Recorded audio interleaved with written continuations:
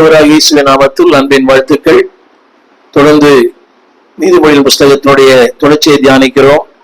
இந்த நாளின் செய்தி நீதிமொழியின் புஸ்தகம் 13ஆம் அதிகாரம் 22ஆம் வசனம். கடந்த வாரத்திலே பேசின வார்த்தை, நல்லவன் தன் பிள்ளைகளுக்கு சுதந்திரத்தை வைத்து போகிறான். அதனுடைய கருப்பொருள் என்னவென்றால், நல்லவன் தன் பிள்ளைகளுக்கு நல்ல வாழ்க்கையை, நல்ல போதனையை, நல்ல காரியங்கள் வைத்து போகிறான். அதாவது சுதந்திரம் என்று சொல்வது ஜெபம், பரிசுத்தம், நீதி, தேவனுடைய காரியங்கள். திரும்ப சொல்லுகிறேன், நீங்கள் நல்லவளாய் வாழும் போது உங்களுடைய பிள்ளைகள் நிச்சயமாகவே அவர்களும் இந்த ஆசீர்வாதத்தை பெறுவார்கள்.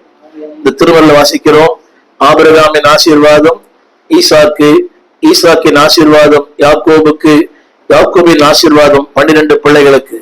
எனவே நீதிமானுடைய வாழ்க்கை அவனோடு முடிவதில்லை, அவன் சந்ததியை தொடர்ந்து அது பிடிக்கும். எனவேதான் ஆண்டவர் சொல்லுகிறார், நீதிமான் சிரசின் மேல் தேவனுடைய ஆசீர்வாதம் இறங்கும்.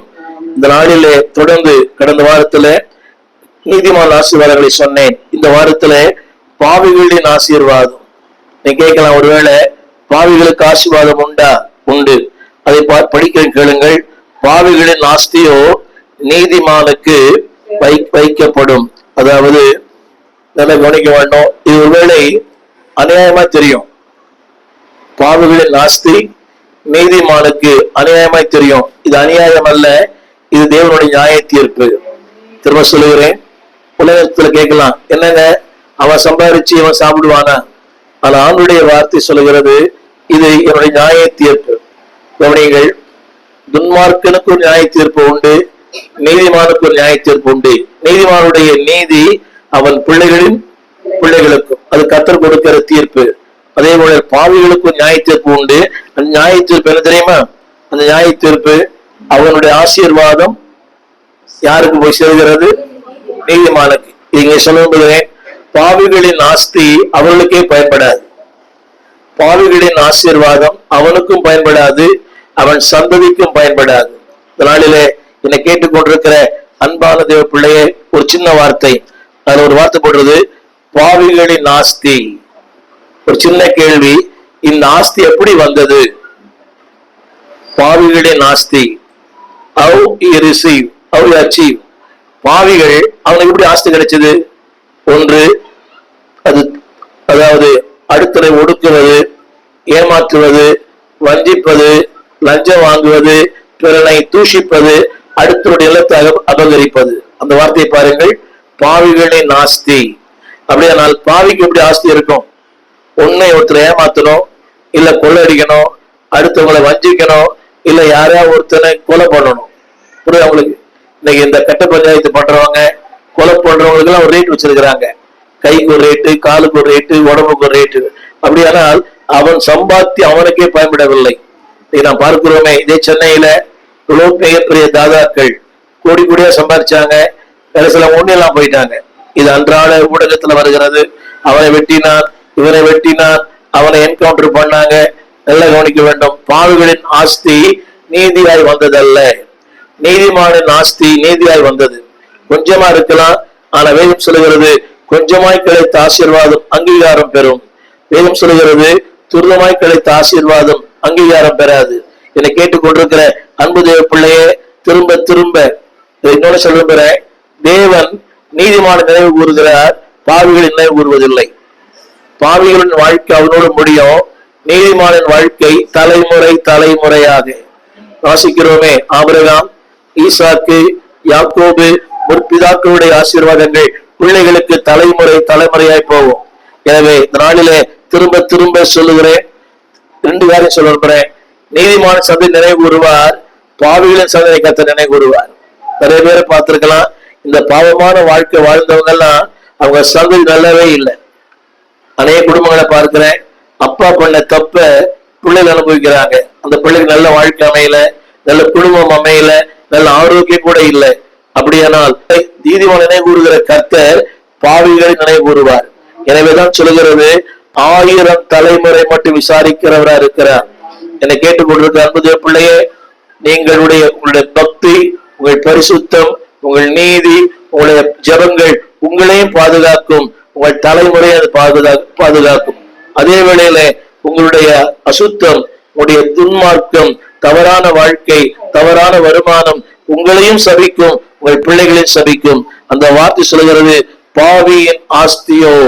அப்படியானால் திரும்ப திரும்ப அந்த வார்த்தை, பாவிக்கு ஆஸ்தி எங்கிருந்து வருகிறது? அநியாயமாய். திரும்ப திரும்ப இந்த அநியாயமாய் பொருள் சம்பாதிக்கிறவங்க, லஞ்சம் வாங்குறவங்க எல்லாம் பாத்தீங்கன்னா அவங்க சந்ததியே அன்பானுடைய வேதம் சொல்கிறது இறந்து திரிவதை பார்க்கலாம். தாவீது சொல்லுகிறான், நான் இளைஞராய் இருந்தேன், முதிர் வயதுமானேன், நீதிமான் கைவிடப்பட்டதையும் அவன் சந்ததி அப்பத்துக்கு இறந்து திரிந்ததையும் கண்டதே இல்லை. அப்படியானால் நீதிமானின் சந்ததி அப்பத்துக்கு இறந்து தெரியாது, துன்மார்க்கரின் சந்ததி அப்பத்துக்கு இறந்து தெரியும். அதை படிக்கிறீங்க, பாவியின் ஆஸ்தியோ நீதிமான. அப்படியானால் அவன் ஆஸ்தி என்ன ஆச்சு? ஒண்ணுமே தெரியல. என்னை கேட்டுக்கொண்டிருக்கிற அன்பு தேவ பிள்ளைகளே, திரும்ப வாழ்கிற வாழ்க்கையில நல்லவர்களாய், நீதிமான்களாய், உத்தமர்களாய், ஆண்டவருக்கு பிரியமானவர்களாய், தேவனுக்கு ஏற்ற வாழும் போது உங்கள் சந்ததி பேசப்படும். இதைத்தான் திருமறை சொல்கிறது, கர்த்தருக்கு பயந்தவர்கள் மேல் அவருடைய கிருபை அவர்கள் மேலும் அவருடைய பிள்ளைகள் மேலும் அனாதியா என்றென்றைக்கு இருக்கும். 103ஆம் சங்கீதம். அவருக்கு பயந்தவர்கள் மேலும் அவருடைய பிள்ளைகள் மேலும் அனாதியாய். அப்படியானால் தேவனுடைய ஆசீர்வாதமானது அனாதியானது, நித்தியமானது. தொடர்ந்து அதே வசனத்துல திரும்ப திரும்ப திரும்ப நான் சொல்ல அந்த வார்த்தை, அன்பான தேவ பிள்ளைகளே, நீதிமான வாழுங்க, கீழ்ப்படிந்து வாழுங்க, ஒரு முன்மாதிரியா வாழுங்க. உங்களுக்காக இல்லாவிட்டாலும் உங்கள் பிள்ளைகளுக்காக அந்த ஆசீர்வாதத்தை கர்த்தர் வைத்திருப்பார். நீதிமானுடைய ஜெபங்கள் அவருடைய பிள்ளைகளை பாதுகாக்கும். நீதிமானுடைய ஆசீர்வாதம் அவருடைய பிள்ளைகளை பாதுகாக்கும். நீதிமானுடைய அந்த கீழ்ப்படிதல் அவருடைய பிள்ளைகளையும் பாதுகாக்கும். இன்னொன்னு சொல்ல விரும்புகிறேன், 103ஆம் சங்கீதம் 17, 18 அந்த வார்த்தை சொல்கிறது, கிருபையோ அவருக்கு பயந்தவர் மேலும் அவருடைய நீதி பிள்ளைகள் மேலும். என்ன கவனியங்கள்? அனாதியாய். That means forever and ever. அந்த ஆசீர்வாதங்கள் உங்கள் மேலும் இருக்கும், உங்க பிள்ளைகள் மேலும் இருக்கும். கரங்களை உயர்த்தி ஆமேன் சொல்லுங்கள். அடுத்த வார்த்தை 23ஆம் வசனம். 23ஆம் வசனம், ஏழைகளின் வயல் மிகுதியான ஆகாரத்தை விளைவிக்கும். அதனுடைய கருத்து என்னவென்றால், கவனிங்க, அதாவது கடின உழைப்பு, உண்மையான வாழ்க்கை, அதிக ஞானம். இது இந்த வெளிச்சலுக்கு மட்டுமல்ல. அந்த வசனம் சொல்லுகிறது ஏழைகளின் வயல். நான் சொல்வது உங்களுடைய வாழ்க்கை, உண்மையான வாழ்க்கை, நேர்மையான வாழ்க்கை, ஜெபமுள்ள ஒரு வாழ்க்கை, அதாவது ஆண்டவருக்கு பிரியமான வாழ்க்கை. இந்த வாழ்க்கை வாழும் போது வசனம் சொல்லுகிறது மிகுதியான ஆகாரம். கரங்களை உயர்த்தி ஆமேன் சொல்ல மாட்டீங்களா? உங்கள் வயல், நான் சொல்லுவது உங்கள் குடும்பம். அங்கே சொல்லப்பட்ட வசனம், அங்கே வார்த்தை, நல்ல உழைப்பு, ஞானம், திட்டமிடுதல் எங்கே இருக்கிறதோ அதிகமான ஆகாரம். இன்னைக்கு பிரச்சனை தெரியுமா? எல்லாம் சம்பாதிக்கிறாங்க, வறுமை வறுமை வறுமை. எல்லாம் சம்பாதிக்கிறாங்க, கணவன் சம்பாதிக்கிறார், மனைவி சம்பாதிக்கிறார், கடன். அர்த்தம் தெரியுமா? அந்த வயலில் கர்த்தருடைய ஆசீர்வாதம் இல்லை, அந்த வயலில தேவனுடைய இரக்கம் இல்லை. நான் சொல்ல வந்த வசனம், கடின உழைப்பு, அதிக ஞானம். எல்லாம் திரையில பாருங்கள், கடின உழைப்பு, அதிக ஞானம் இஸ் ஈக்குவல் டு அதிக விளைச்சல். அதிக விளைச்சல் வேணுமா? அதிகமா ஜெபம் பண்ணுங்க, அதிகமா தேவனோடு கிட்டி சேருங்க. எவ்வளவு அதிகமா நெருங்கி வாழ்றீங்களோ அதிகமான விளைச்சல். தமிழ் எழுதப்பட்டிருக்கிறது மிகுதியான ஆகாரம். ஆமேன். அந்த வயலுடைய ஆகாரத்தை அவன் புசிக்கிறான், அவன் பிள்ளைகள் புசிக்கிறது. எங்கேயோ வாழ்கிற நாம் புசிக்கிறோம். கவனிங்கள், நாம் சாப்பிடுற இந்த அரிசி எங்க உருவானது, எங்கே பயிரானது, யார் பயிரிட்டு தெரியாது. ஆனால் ஒவ்வொரு நாளும் நம்முடைய மேஜையிலே நம்முடைய வயிற்றை நிரப்புகிறது, நம்முடைய வாழ்க்கையை நிரப்புகிறது. அப்படியானால் யாரோ உன்னுடைய உழைப்பு நம்மை வாழ வைக்கிறது. என்னை கேட்டுக்கொண்டிருக்கிற அன்பு தேவ பிள்ளையே, உன்னுடைய வயல் தேவனால் இருக்குமானால் அதுல ஜெபம், அதுல தேவ ஞானம், தேவனுடைய கிருபை இருக்குமானால் வசனம் சொல்லுகிறது அதிகமான. வேதம் சொல்லுவது சிறுக விதைக்கிறவன் சிறுக அறுப்பான், பெருக விதைக்கிறவன் பெருக அறுப்பான். அந்த வசனம் எப்படி போட்டிருக்குது? மிகுதியான ஆகாரம். அப்படியானால் மிகுதியான உழைப்பு, மிகுதியான ஜெபம், மிகுதியான அர்ப்பணம், மிகுதியான தேவனோட தொடர்பு. எல்லாம் சொல்லுவாங்க எவரிபடி லைக்ஸ் மிகுதி. எல்லாரும் இன்னைக்கு எது விரும்புறோம்? மிகுதியான வாழ்க்கை விரும்புறோம். ஆனால் மிகுதியான வாழ்க்கைக்கு மிகுதியான ஜெபம் தேவை. அந்த வார்த்தை படிக்கிற கேளுங்கள். மிகுதியான ஆகாரத்தை விளைவிக்கும். இது மந்திரத்தில் மாங்க விளையாது. அப்படியானால் அதிகமான ஜெபங்கள் இருக்கிறது, அதிகமான உழைப்பு இருக்கிறது, அதிகமான தேவனோடு இருக்க நெருக்கம் இருக்கிறது, அதிகமான தேவனுக்கு கொடுக்கிற வாழ்க்கை இருக்கிறது. எனவேதான் ஆண்டவர் சொன்னார், கவனிங்க, சிறுக விதைக்கிறவன், இன்னொன்று சொல்ல விரும்புறேன், நிலத்தின் அளவினால் மிகுதி அல்ல, நிலத்தின் அளவினால் மிகுதி அல்ல, நிலத்தின் உழைப்பால் மிகுதி. திரும்ப சொல்லுகிறேன் அந்த வார்த்தையை, நிலத்தின் அளவினால் அல்ல, உழைப்பின் அளவினால். எந்த அளவுக்கு ஆண்டு உழைக்கிறீங்களோ, நான் சொல்வது ஜெபம் ஒரு உழைப்பு. ஜெபமே ஒரு ஒர்க். ஜெபம் என்பது ஒரு வேலைதான். நினைக்கிறாங்க ஜெபம் என்பது சும்மா இது ஒரு வார்த்தை, உன்னோடு பேசுகிறேனே, இது ஒரு உழைப்பு. இது ஒளிப்பதி செய்யப்படுகிறது, ஒரு உழைப்பு. ஜெபிக்கிறீங்க உழைப்பு, முழங்காய் போடுகிற உழைப்பு. அந்த உழைப்புக்கேற்ற பகுதி பலனை வேதம் சொல்கிறது, மிகுதியான ஆகாரத்தை கர்த்தர் விளைவிப்பார். கரங்களை உயர்த்தி ஆமென் சொல்ல மாட்டீங்களா? உடைய உழைப்பு வீணாகாது.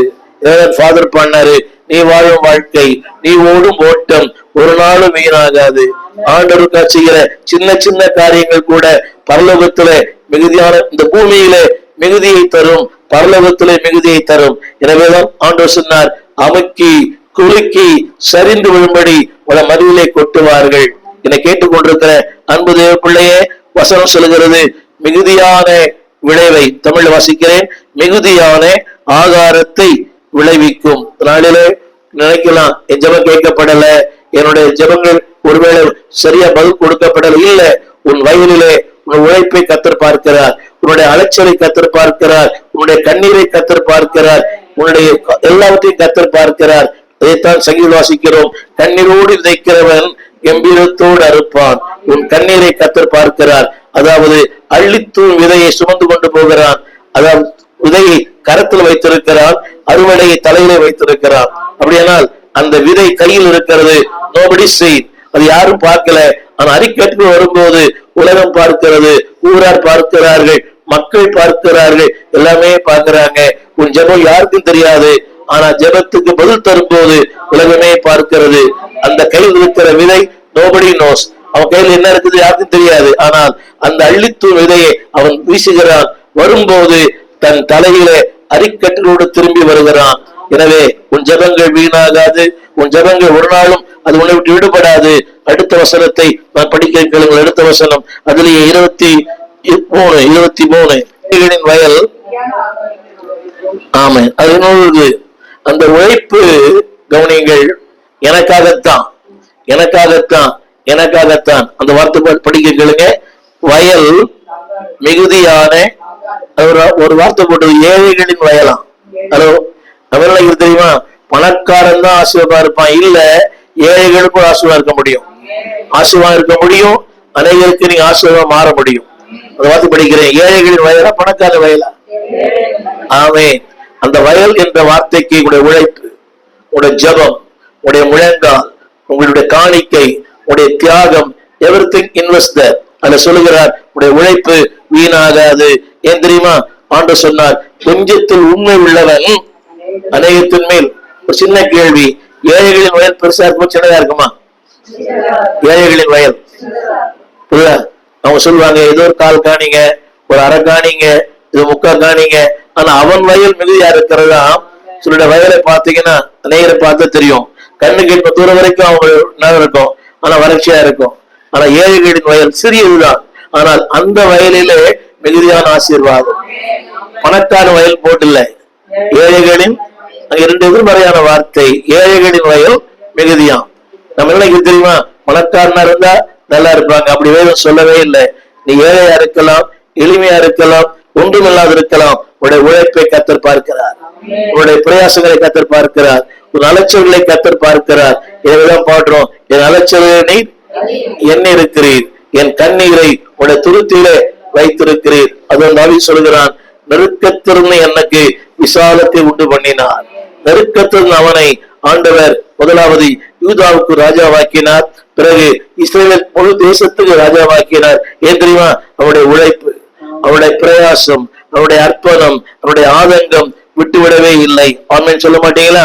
24ஆம் வசனம், 24ஆம் வசனம் போடுறது, பிரம்பை கையாடாதவன் அதாவது பிரம்புன்னு சொன்னாலும் அடி நினைக்கிறோம். பிரம்பு என்ற வார்த்தைக்கு ஆங்கில வேதத்துல ஒழுக்கம், நீதி, நியாயம், பிரமாணம், இதான் பிரம்பு என்ற வார்த்தைக்கு அர்த்தம். பிரம்பு இந்த போலீஸ்கார் அடிக்கிற அந்த பிரம்பு இல்ல. ஆண்டு சொல்கிற பிரம்பு ஒழுக்கம், நீதி, நியாயம், பிரமாணம். திரும்ப படிக்கிறேன். பிரம்பை ஒழுக்கத்தை கையாளாதவன், நீதியை கையாளாதவன், வேதத்தை கையாளாதவன், கர்த்தருடைய வார்த்தை கையாளாதவன் என்ன செய்யறானாம்? சத்தமா அந்த பிரம்பு இடத்துல நீதியை போட்டுங்க, நியாயத்தை போட்டுங்க, சத்தியத்தை போட்டுங்க, சபையை போட்டுங்க, ஊழியத்தை போட்டுங்க. அதை யாரெல்லாம் கையாளலையோ அவங்க எல்லாம் வசனம் படிக்கிறீங்களா? என்னது? தன் மகனை நிறைய பெற்றோருக்கு புரியல, நிறைய பெற்றோருக்கு புரிகிறது. ரொம்ப துக்கம். கடந்த வாரத்தில் நான் அந்தியூர் என்ற ஒரு கிராமத்துக்கு போயிருந்தேன். ஒரு காடு, அங்கதான் வீரப்பன் இதுக்கு ஏரியான்னு சொல்றாங்க. அது ஒரு பெரிய ஒரு சபை, சுற்றி காடு, ஒண்ணுமே இல்லை. ஈரோட்ல இருந்து ஒரு 2 மணி நேரம் பயணம். அந்த பையன்க அங்க நிறைய வாலிப பையன்ல கேட்டேன். அவனு சொல்றானுங்க, இந்த சின்ன பசங்க ஞாயிற்றுக்கிழமான நாங்க இங்கதான் இருப்போம், உங்க அம்மா அப்பா அவங்களை தேட மாட்டாங்களா? இல்ல, எங்க அம்மா அப்பாவே சொல்றாங்க ஞாயிற்றுக்கிழமை சபையில இரு. ஒரு பையன் கூட போல, காலையில இருந்து ராத்திரி வரை ஒரு பையன் கூட போல. கொட்டு மழை. அது அந்தியூர், ஒரு பெரிய பட்டணம் கூட இல்லை. காலையில ஒரு டீ கடைக்கு போறான்னு ஒரு எழுந்து அந்த ஒரு ஹோட்டல்ல தங்கி இருந்தேன். டீ கடைக்கு போறான்னு பார்த்தா கண்ணு கேட்பதற்கு டீ கடையே இல்லை. ஆனா அந்த பையன் சபைக்குள்ள காலை முதல் மாலை வரை. நான் கேட்டேன் அந்த பையனை, என்ன படிக்கிறா தம்பின்னு? 10th படிக்கிறேன்னா. இன்னொரு பையனை கேட்டேன், என்னடா படிக்கிறேன்னு? நான் ட்ரிபிள் படிக்கிறேன்னா. இன்னொருத்தர் கேட்டேன், தம்பி நீங்க என்ன பண்றீங்க? நான் பில்டிங் கான்ட்ராக்டரா இருக்கிறேன்னாரு. ஒரு வாலி பையன் தான். என்ன தம்பி, என்ன கான்ட்ராக்ட் எடுத்து பண்றீங்க? பெரிய பெரிய மல்டி ஸ்டோர் பில்டிங் எடுத்து கான்ட்ராக்ட் பண்றேன்னா. அந்த பையன் யோசித்து பாருங்க, அவ்வளவு பெரிய ட்ரிபிள் படிச்சவன். அடுத்த நாள் ஊழியர் கூட்டம். நான் கேட்டேன், நீ வேலைக்கு போலியான்னு. இல்லைங்க, சபையில பாசம் பண்ணி நடக்குது, எங்க ஐயா இருக்கு சொன்னாரு. யோசித்து பாருங்க, நான் சொல்ல வந்த வார்த்தை அதுக்கு என்ன காரணம்? ஒழுக்கம். திரும்ப சொல்லுகிறேன், பிரம்பை ஒழுக்கத்தை கையாடாதவன், நீதியை கையாடாதவன், நியாயத்தை கையாடாதவன், வசனத்தை கையாடாதவன், அவன் வாழ்க்கை என்ன ஆயிரு? வசனம் படிங்களா? அந்த வசனத்தை பகைக்கிறான். இதை மாற்ற விரும்புகிறேன். கவனிங்க, ஒண்ணு உங்க பிள்ளை உருவாக்கலாம், இல்ல உருவழிக்கலாம். 2 செய்யலாம். உருவாக்குவதற்கு என்ன காரணமா? எதை சொல்றது? பகைக்கிறான். தமிழ்ல பகைக்கிறான். அடுத்து ஆங்கிலத்துல அது அழிக்கப்படுகிறது. என கேட்டுக்கொண்டிருக்கிறவங்க திரும்ப சொல்றேன், உங்கள் நீதியும், உங்கள் நியாயமும், உங்கள் ஒழுக்கமும், உங்கள் சத்தியமும், உங்களுடைய ஆலயத்தோடு செய்கிற ஊழியமும் உங்கள் பிள்ளைகளை உருவாக்கும். அதுல சொல்லப்பட்டது, அதை பகைக்கிறவன். எதை பகைக்கிறவன்? பிரம்ப விட்டுருங்க. சத்தியத்தை பகைக்கிறவன், ஊழியத்தை பகைக்கிறவன், ஊழியக்காரனை பகைக்கிறவன், வேதத்தை பகைக்கிறவன். என்னத்த பெரிய வேதம் என்ன தெரியுமா? தன் பிள்ளையை, தன் மகனை அடுத்தவன் போட்டுக்குது. அதுல ஒரு வார்த்தை போடுறது, அவனும் தண்டிக்கப்படுகிறான், அவன் பிள்ளை தண்டிக்கப்படுகிறது. அந்த வார்த்தை படிங்க. அவனும் தண்டிக்கப்படுகிறான், அவன் பிள்ளையும் தண்டிக்கப்படுவது. திரும்ப சொல்றேன், உங்களால் உங்க பிள்ளை தண்டிக்கப்படக்கூடாது. உங்கள் பாவம் உங்கள் பிள்ளையை தண்டிக்கும். நிறைய பேர் புரியல. நாளைக்கு பாருங்க, ஒரு பையன், ஒரு அம்மா ஒரு சொல்றேன் வேலை செய்யணும், இன்னொரு சொல்றாங்க பாஸ்டர் சம்பளம் காசு தர மாட்டாரு. இப்படிப்பட்ட எழுதுறாங்க பாத்தீங்களா? வேலை செய்ய சொன்னா இன்னொரு சொல்லி கொடுக்குறாங்க, பாஸ்டர் காசு கொடுக்க மாட்டாரு. யார பகைக்கிறாங்க? அந்த வார்த்தை படிங்க. பிரம்பை கையாடாதவன், அந்த பிரம்பை எடுத்து விட்டுருங்க. ஒழுக்கத்தை, நீதியை, சத்தியத்தை, நியாயத்தை, தேவனுடைய கிருபைகளை கையாடாதவன். எல்லாருக்கும் கிருபை இருக்குது. அதை ஹேண்டில் பண்ணலன்னா எனக்கும் நஷ்டம், என் பிள்ளைகளுக்கும் நஷ்டம். ஆமென் சொல்ல மாட்டீங்களா? இன்னொன்னு சொல்ல விரும்புறேன். இன்னொன்னு, அதுல அந்த பிரம்பை கையாடும் போது ஞானம் தேவை, அன்பு தேவை. என்ன வேணும்? கவனிங்க. பிரம்பு என்ற வார்த்தையை நம்ம நினைக்கிறோம் அடிப்பதற்காக மட்டுமல்ல, திருத்துவதற்காக. எதுக்காக திருத்துறோம்? அவசரம் என்ன போடுறது? பிரம்பை அது கஷ்டம். தான் பெத்த பிள்ளைய அடிக்க மாட்டாங்க. அது என்ன தெரியுமா? அதை ஹேண்டில் வித் கேர், கவனமா கையாளு. ஒருத்தர் சொல்றாரு, அடிப்பதற்கு முன்பதாக காரணத்தை தெளிவுபடுத்த வேண்டும். புரிஞ்சவாமேன்னு சொல்லணும். அடிப்பதற்கு முன்பதாக காரணத்தை, இதுக்காக தான் அடிக்கிறேன்னு சொல்லணும். அடிச்ச பிறகு இல்ல, ரொம்ப கஷ்டம் அது. யாரைய 2வது, அடிப்பதற்கு முன்பதாக என்ன சொல்லி அடிக்கணும்? இதுக்காக தான் அடிக்கிறேன், காரணமே இல்லாம அடிக்கிறது உங்களுக்கும் பாவம், பரலோகத்துக்கும் பாவம். அவன் சொல்ல மாட்டீங்களா? இந்த வசனத்தை இப்படி கையாளலாம். நல்லா அடிச்சுட்டு பைபிள் சொல்லுன்னு சொல்லக்கூடாது. பைபிள் சொல்லிச்சாலும் அடிச்சுன்னு சொல்லக்கூடாது. காரணம் இருக்கணும், காரியம் இருக்கணும், ஞானம் இருக்கணும், எல்லாவற்றுக்கும் மேலாக அன்பு இருக்கணும். ஞானத்தோடு அன்போடு கவனிங்க, மெய்யான அக்கறை இருக்கணும். ஏன் அவன் அடிக்கிறோம்? அவன் அடுங்காலத்துல பெரிய ஆளாகணும். இதே மாதிரி இது நமக்கும் பொருந்தும். தேவன் அவனை கண்டிக்கிறார், தண்டிக்கிறார், சிக்ஷிக்கிறார். கோபத்தால் அல்ல, நம்மை உருவாக்கும்படியாக. படிச்சீங்களா? அன்பா இருக்கிறான். சொல்லுங்க எல்லாரும், சத்தம் சொல்லுங்க. கர்த்தர் மேல அன்பா இருக்கிறனாலதான் பல நேரங்கள்ல ஒரு சின்ன தட்டு ரொம்ப ரொம்ப தூரமா போனா பெரிய தட்டு. இந்த தட்டு இல்ல, சின்ன தட்டு. இப்ப இவங்க இருக்கிறாங்களே, நானும் என் பிள்ளை அடிச்சதே இல்லை. கேட்டு பாருங்க, எந்த பிள்ளைங்களும் அடிச்சது இல்லை. அதனால பகைக்கிறன்னு அர்த்தம் இல்லை. அந்த அளவுக்கு அவங்க இருப்பாங்க. ஆனாலும் தேவ கிருபை அவங்க ஆண்டை மாத்திட்டேன். ஆமென் சொல்லுங்க. சரியான ஒன்று உருவாக்கும், தவறான ஒன்று பிறகு சரியா தப்பா? அமெரிக்காவிலும் பிறகு அடிச்சு போலீஸ் பிடிச்சி போயிடும். ஆமா, பையன் அந்த நம்பர் வச்சுக்கிறான். ஸ்கூல்ல நம்பர் சொல்றாங்க, இது மாதிரி உங்க அப்பா அடிச்சாலும் நம்பருக்கு போன் பண்ணுனேன். அடுத்த நாள் வந்துருது. ஒன்னே இல்லை, ஒரு நாள் ஒரு வயசான தாத்தா வீட்டுல தங்கியிருந்தேன். ஏதோ சகுப்பு கயிறு தெரியாம பிடிச்சி விழுத்தேன். பிடிச்சி பார்த்தா ஆம்புலன்ஸ் வந்துச்சு, ஜீப் வந்துச்சு, போலீஸ்லாம் வந்துச்சு. அந்த வயசான தாத்தா பிடிச்சி ஆம்புலன்ஸ் வருமா எனக்கு தெரியாது, அது என்னதுன்னு. ஏதோ பிடிச்சி இழுத்த உடனே ஆம்புலன்ஸ் வந்துச்சு. ஒரே சத்தம், ஆம்புலன்ஸ். அந்த தாத்தா தூங்கி நிற்கிறாரு. அப்புறம் யாரு எனக்கு தெரியாது. அத பையன் இழுத்தோட வந்துடும் போலீஸ். பையன் போன் பண்ண வேணாம், அந்த சகுப்பு இழுத்தானே போலீஸ் வந்துடும். அப்படின்னா டெய்லி வந்துட்டே இருக்கும். சொல்லுங்க, அடிப்பதற்கு என்ன வேணும்? ஞானம் வேணும், காரணம் வேணும். ஒன்று வேற சொல்ல முடிக்கிறேன், கவனிங்க. உங்கள் பிள்ளைகள் தப்பிதங்களுக்கு துணை போக வேண்டாம். உங்கள் பிள்ளைகள் தப்பிதங்களுக்கு பிள்ளையை சரியா வளர்க்காத 4 பேர் பைபிள்ல. யாக்கோபு அது 37ஆம் அதிகாரம். தன் பிள்ளைகளை சரியா வளர்க்கல. லேவியும் சிமியோனை சரியா வளர்க்கல, யாக்கோபு சரியா வளர்க்கல. அதனாலதான் அவங்க பண்ணாட்ட அவனே சொல்றான், என்னை அதிகமா வேதனைப்படுத்துறீங்க.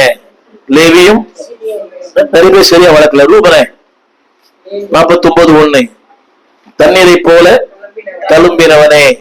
அதனால கவனிங்க, நீங்க சரியா வளர்க்கலன்னா உங்க பிள்ளைகள் தழும்புகிற வாழ்க்கை. சரியா வளர்க்காத பிள்ளைகள். ஏலி தன் பிள்ளை சரியா வளர்க்கல, யாக்கோபு தன் பிள்ளை சரியா வளர்க்கல.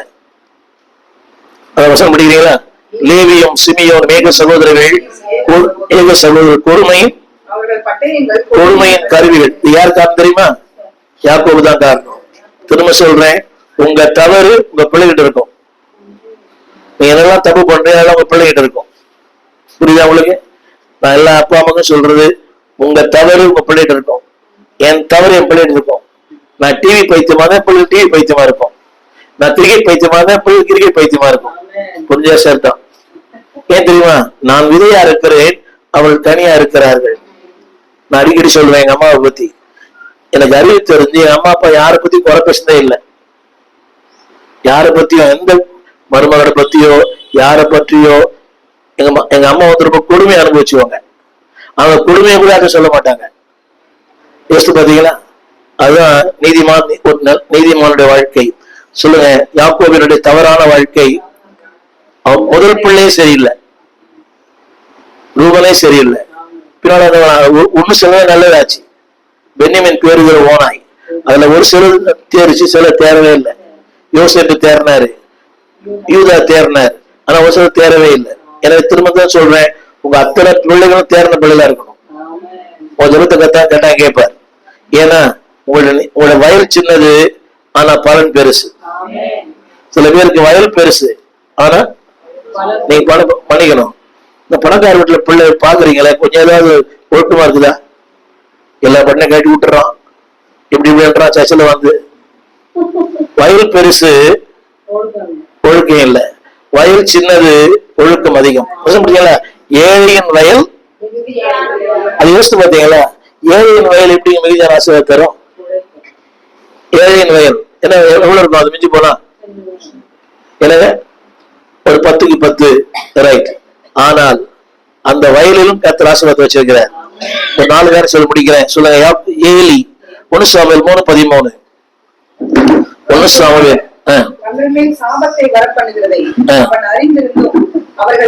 அறிந்திருந்தும் எல்லாம் சொல்லுங்க நல்லா. அப்பாவுக்கு தெரியாதா? அம்மாவுக்கு தெரியாதா? போய் சபைக்கு போடா, என்ன சொல்றேன் தெரியுமா? என்ன பாச திட்டாரு,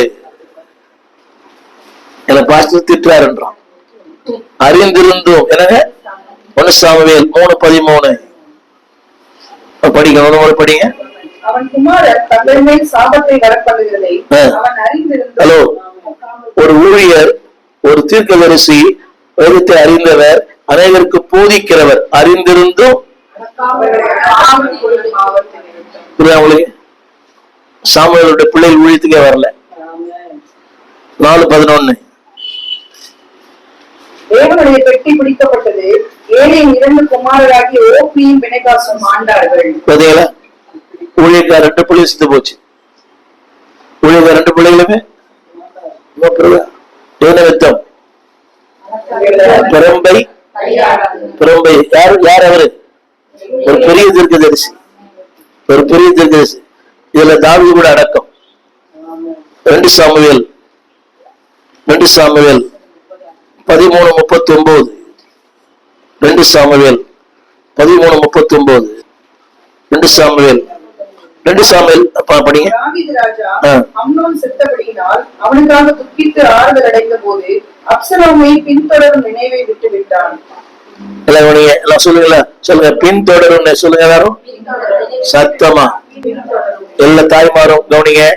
உங்க பையன் எங்க போறான், உங்க பொண்ணு எங்க போகுது, எத்தனை மணிக்கு வருது, யாரோட பழகுது, யாருக்கு போன் பண்ணது, இந்த வார்த்தை படிச்சீங்களா? பின் தொடர்வதை சத்தமா. அவனுடைய விளைவு தெரியுமா? அவனுக்கே அவன் எதிரியானான். இந்த வார்த்தை படிங்க. Follow your children where they are going, what they are doing, what they watching. என்ன பண்றாங்க, எதை பாக்குறாங்க, யாரோட பழகுறாங்கன்றத வாட்ச் பண்ணுங்க. இந்த வசனத்தை வாசிக்க விரும்புகிறேன். பின் தொடர்வதை. அவன் ஒரு அப்பா அம்மாவுடைய குறிக்கோள் தெரியுமா? Follow your children. பெரியவங்களா இருக்கலாம், சின்னவங்களா இருக்கலாம். கவனிங்க. ஏன் தெரியுமா? உங்களுக்கு தான் அந்த பொறுப்பு. யோசிச்சு பாருங்க. அன்னைக்கு அவன் செய்த தவறை இன்னைக்கு வேதத்துல யோசிக்கிற ஆவியானவர். தன் பிள்ளை பின்தொடர்வதை, தன் பிள்ளை பின்தொடர் விட்டுட்டான். அந்த ஒரு வார்த்தைய ஆவியாக யோசிச்சிருக்கிறார். ஒரு பிள்ளைய பாருங்க. எங்கடா போற, எங்க வர, என்ன பண்ற, என்ன யாரோட பேசுற, உன் ஃப்ரெண்ட் யாரு, சொல்லுங்க. Follow your children. திருமணம் ஆகிற வரைக்கும் ஃபாலோ பண்ணுங்க. அது ஆணா இருந்தாலும் பெண்ணா இருந்தாலும் இது ஒரு கடமை. ஏனென்றால் அதுல போட்டுக்குது பகை. 2 காரியம் செய்யலாம். ஒண்ணு பகைக்கலாம், இல்ல அன்பா செய்யலாம். ஒண்ணு பகைக்கலாம், இன்னொன்னு சொல்றேன். அவன் தண்டனைக்கும் நீங்க தான் பொறுப்பு, அவன் ஆசீர்வாதத்துக்கு நீங்க தான் பொறுப்பு. அவன் தண்டனைக்கும் அவனுக்கு தெரியாது. என்ன சொல்றான் திரும்ப கேட்டா, நீ வாய மூடு, எனக்கு எல்லாம் தெரியும், நீ வாய மூடு. இல்ல, அவனுடைய நிலைமை தெரியுமா? தண்டனைக்கு வசப்படிச்சு பாருங்க. தண்டனைக்கு ஏற்கனவே அவன் தண்டிக்கப்படுகிறான். எனவே இன்னொருத்தர் சொல்ல விரும்புறேன். சாமுவேல் ஒரே ஒரு வார்த்தை. சாமுவேல் 1 சாமுவேல் 8ஆம் அதிகாரம் 1ஆம் வசனம். 1 சாமுவேல் 8ஆம் அதிகாரம் 1ஆம் வசனம். எஸ். குமாரரை இஸ்ரவேலின் மேல் நியாயாதிபதிகளாக வைத்தான். அவனுடைய மூத்த குமாரனுக்கு பெயர் யோவேல், இளையவனுக்கு பெயர் அபியா. 1 சாமுவேல் இத படிச்சீங்க இப்போ? 1 சாமுவேல் 8:3. ஆனாலும் அவன் குமாரர் அவன் வழிகளில். காரணம் என்ன? காரணம் ஆனாலும் அவன் குமாரர் நடவாமல் சத்தமா. இது சாமுவேல் காரணமா என்பது பொருள் அல்ல. திருவசமுடைய அவன் நடவாமல் சாய்ந்து பரிதானம் வாங்கி கவனிக்கணும். இது சாமுவேலால் வந்ததாக தெரியாது, ஆனால் அதை கரெக்ட் பண்ண அவன் தவறி போனான். நல்லா கவனிக்கணும். ஒரு மிகப்பெரிய தீர்க்கதரிசி தான், சத்தம் கேட்டவர் தான். காலங்கள் மாற மாற நம்மளே மாறிடுறோம். அன்னைக்கு சத்தம் கேட்டுச்சு, சொல்லு மாட்டவரே அடியேன் கேட்கிறேன். நீ வயசாயிடுச்சு, யார கரெக்ட் பண்ணல, வசப்படுத்தீங்களா? பரிதானம் வாங்கி நியாயஸ்தாந்து வாங்கி நியாயத்தை பாருங்க. நான் ஒண்ணு சொல்ல விரும்புறேன். ஒரு சின்ன தவறு கூட கர்த்தர் ரெக்கார்ட் பண்ணி வச்சுக்கிறார். எவ்வளவு பெரிய ஊழியர் இல்லையா சாமுவேல்? அவருடைய பிள்ளையின் தவறு, தாவீதினுடைய பிள்ளையின் தவறு, ஒரு ஏலியின் தவறு, புரியுது உங்களுக்கு? அது மட்டுமல்ல, ஒரு யாக்கோபின் தவறு. இதெல்லாம் பிள்ளைகளை சரியா பிறம்பை அந்த பிறம்பை விட்டுடுங்க. ஒழுக்கம், நீதி, நியாயம், நியாயப்பிரமாணம், சத்தியம், இதை போதிக்கல. இதை போதிக்காம கவனிங்க, பாஸ்டர் பத்தியே குறை சொல்லிதான் அவங்களுக்கு என்னதான் இருக்கும். பாஸ்டர் இப்படி, பாஸ்டர் இப்படி, பாஸ்டர் அம்மா இப்படி, யாரோ ஒருத்தருக்கு குறை சொல்லியிருந்தா அவன் ரெக்கார்ட் ஆயிடும். படிச்சு பாத்தீங்களா?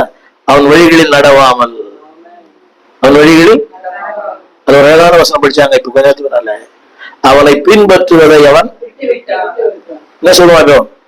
உங்க பேர உங்களை ஃபாலோ பண்ணா, நீ ஃபாலோ பண்ணா என்ன போலீஸ் வேலை பண்றியா, சிடி வேலை பண்றியா, நான் என்ன பண்றேன் அண்ணன் வாட்ச் பண்றியா, வேலை உன்னோட வச்சுக்க. கடைசியில அவன் முடி தெரியுமா? கருவாலி மரத்தின் கீழ் அவன் தூங்கினான். அதுக்கு காரணமே தாவீதுதான். அவனை அவன் விட்டு விட்டான். அதனால விட்டுறாதீங்க, சோர்ந்து போயிடாதீங்க. எல்லாருக்குமே சொல்றேன், முடிந்த அளவுக்கு முழங்காலை பயன்படுத்துங்க. ஞானம், பிறம்பு என்பது வார்த்தை, ஞானம், வார்த்தை, ஜபம், இதை கையாளுங்க. கண்டிப்பா அவன் வாழ்க்கையை கர்த்தர் உயர்த்துவார். அதுல போட்டிருக்குது, அவனை கண்டிப்பதும் அவனை வாழ வைப்பதும் உங்ககிட்டதான் இருக்குது. அவனை கண்டிப்பதும் அவனை வாழ வைப்பதும். நீங்க ரெண்டு பேரும் செய்யலாம். அவனை கண்டிப்பதற்கு ஒண்ணுமே வேண்டாம், முழங்கால் போடுங்க, ஜெபம் பண்ணுங்க, அவன் கொஞ்சம் ஃபாலோ பண்ணுங்க, சொல்லுங்க இது நல்லது, இது நல்லது. நீங்க எத்தனை அம்மா அப்பா சொல்றதே இல்லை. நிறைய பேர் கேட்கிறேன், வந்து வேலை செய்யுங்க, கொஞ்சம் உங்க பையன் அனுப்புங்க. பையன் படிக்கிறான், பையன் தெரியாதா? அவர்கள் அவர்கள் பிள்ளைகளை பகைக்கிறார்கள், அவர்கள் பிள்ளைகளை. எனவே ரெண்டே காரியம் சொல்லி முடிக்கிறேன். ஏழைகளின் வயல், ஏழையின் வயல் தான் அது.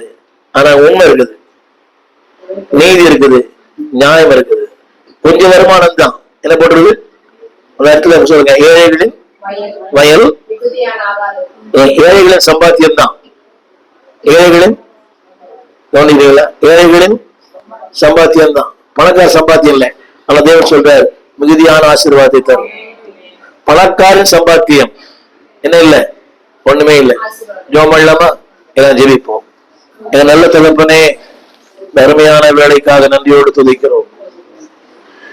என்னை நம்பி நீ தந்த பொறுப்பு உண்டு ஆண்டவரே. அந்த பிள்ளைகள் வருங்காலத்திலே ஆண்டவரே, இந்த பிள்ளைகளை அப்சலோம் போல அல்ல, ஏலியின் பிள்ளைகளை போல அல்ல, யாக்கோபின் பிள்ளைகளை போல அல்ல.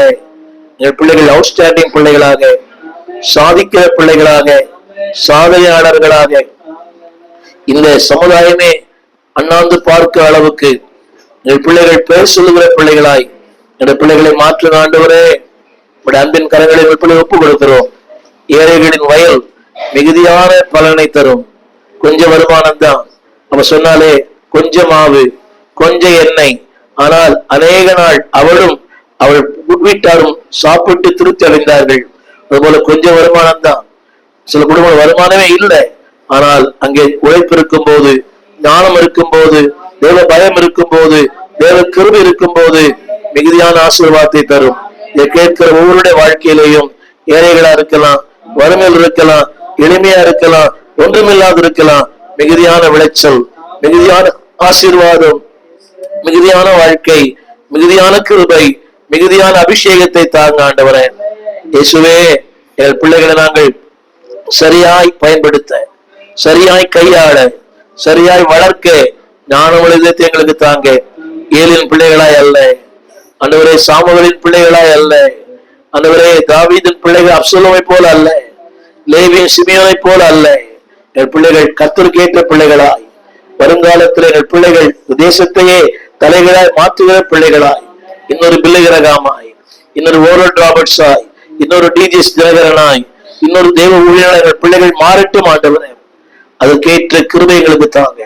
ஞானமாய் நடத்த, தேவனுடைய பயத்தில் நடத்த, கர்த்தருடைய சிட்சையில் நடத்த எங்களுக்கு கிருபை தாங்க. நீங்க சொன்னீங்களே, அந்த நடத்து பிள்ளை ஆண்டால் முதுகில் விடாதிருப்பான். அந்த நடத்துகிற ஞானத்தை எங்களுக்கு தாங்க. ஏழைகளின் வயல் தான், ஆனா மிகுதியான விளைச்சலை தரணும். சின்ன வாழ்க்கை தான், குறுகிய வாழ்க்கை தான், ஒன்னும் இல்லாத வாழ்க்கை தான். மிகுதியான ஆசீர்வாதம், மிகுதியான பலன், மிகுதியான கிருபை, மிகுதியான வல்லமை, மிகுதியான வரங்களை தந்து இந்த பிள்ளைகளை ஆசீர்வதியும் ஆண்டவர் இயேசுவின் நாமத்தில் நல்ல பிதாவே, ஆமேன். அன்பானது பிள்ளைகளே, சின்ன வயல், ஏழையின் வயல், மிகுதியான வாழ்க்கை, மிகுதியான ஆசீர்வாதம்.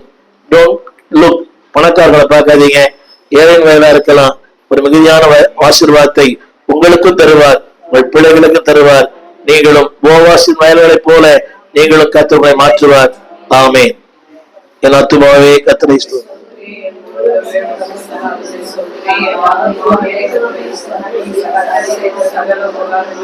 ஆமேன், ஆமேன், ஆமேன். எங்கள் விலாசம் போதகர் ஸ்டீபன் தேவகுமார், திறந்த வாசல் சபை, நம்பர் 65, பரமானந்த தெரு, 7 கிணறு, சென்னை 600001. தொடர்புக்கு 9841839287. மேலும் 044431833330. எங்கள் மின்னஞ்சல் stephenopendor@gmail.com. எங்கள் தேவ செய்திகளை யூடியூப் சேனலில் பார்த்து பயனடையுங்கள். தேவன் உங்களை ஆசீர்வதிப்பாராக.